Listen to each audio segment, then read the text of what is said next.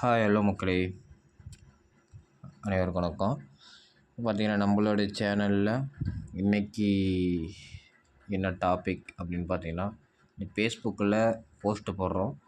அந்த போஸ்ட்டு போடக்கூடியதில் நம்ம ப்ரைவேசி ஃப்ரெண்டுன்னு இருக்கும். அதை பப்ளிக்குன்னு மாற்றணும்.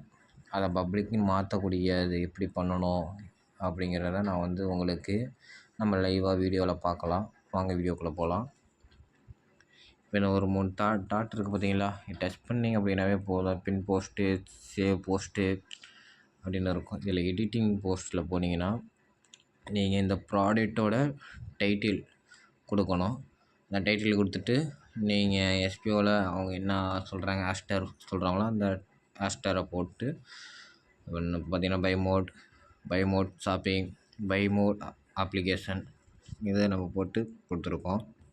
இல்லை நீங்கள் கொடுக்காமல் இருந்தீங்க அப்படின்னாலும் நீங்கள் இதை பார்த்து நீங்கள் கொடுத்துக்கலாம்.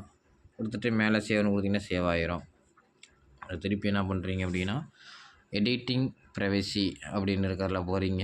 இப்போ எனக்கு பப்ளிக்னுக்கு நான் மாற்றிட்டேன். இப்போ என்ன பண்ணுறீங்க, எல்லாத்துக்குமே ஃப்ரெண்ட்ஸ்னு இருக்கும். ஃப்ரெண்டுனா என்னென்னா, உங்களை யார் யார் சப்ஸ்கிரைப் பண்ணுறாங்களோ அவங்களுக்கு மட்டும் அப்படி காமிக்கிறது தான் ஃப்ரெண்ட்ஸு.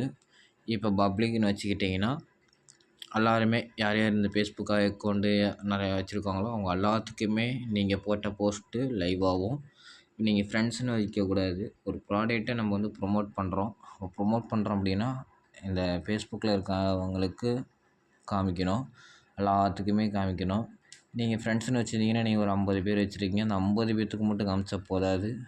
அப்போ அவங்க எஸ்பிஓ கொடுக்கக்கூடிய இது பார்த்திங்கன்னா வளர்ச்சி இல்லாமல் போயிடும். அதனால் நீங்கள் மனசாட்சிக்கு துரோகம் இல்லாமல் செயல்படுங்க.